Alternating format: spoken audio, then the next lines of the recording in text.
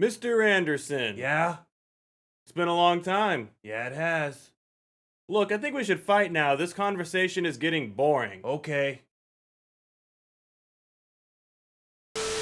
Alright, so I just got done watching Matrix 4 Resurrections, and honestly, the way I opened this video was exactly how I felt when I saw Keanu Reeves come on screen. I mean, these people around him were given all this exposition about what was going on, and he would turn and look at him and be like, yeah? Or one guy's like, I'm your biggest fan, dude, I love you, and then he's like, I'm Neo.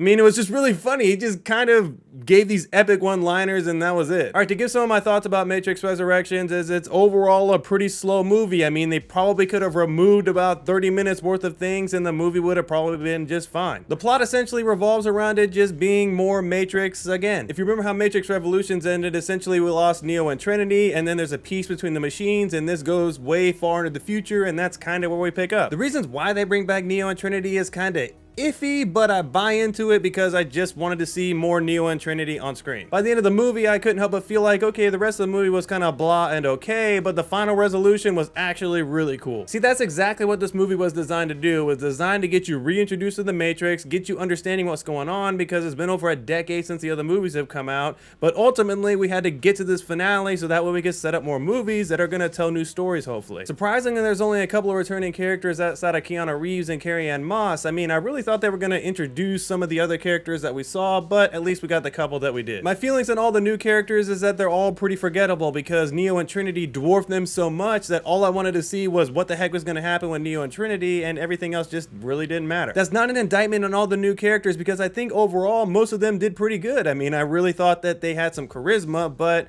it was just the fact that we haven't gotten the Matrix in over a decade, and all we really wanted to see was our favorite characters and see what was going on with them. They explain why we have a new Morpheus pretty early on, and I kind of don't buy into it. I really think that they could have still had the new Morpheus and the old Morpheus in there, or they could have just had Lawrence Fishburne come back as Morpheus. They didn't really need to cut him out. I'm not sure if he just didn't want to be in the movie, but I don't know, it just felt kind of weird. But again, I'm not going to try and say the guy's name, but the new guy that played Morpheus actually did a pretty good job. It just, like I said, it didn't really make a lot of sense as to why we didn't get the old one as well. It was pretty hard for me to buy into the new Agent Smith. It wasn't anything wrong with the actor, it just was we didn't get the same type of Agent Smith that we got in the other three movies. This is kind of a spoiler, but it's fairly insignificant, but the one thing I couldn't stand is how he kept referring to Neo as Tom instead of Mr. Anderson. I don't know why that bothered me so much, but I just watched 3 movies of him calling him Mr. Anderson, and then all of a sudden he's calling him Tom. What the frig is up with that? Jessica Henwick as Bugs was one of the new characters that got a lot of screen time, and overall she did a pretty good job, and I do kind of want to see what happens with her in a future movie as well. The action was very similar to what we saw from the other 3 movies, and I don't really personally think it aged that well. Back in 1999, the Matrix action was one of the most revolutionary things we've ever seen on screen, and it was one of the things that led to a lot of the movies we have now, but in 2021, it just seems a little outdated. The last thing I will say is you definitely want to make sure you go brush your memory up and watch the other 3 movies, because while they do some callbacks and you're not going to necessarily be completely lost,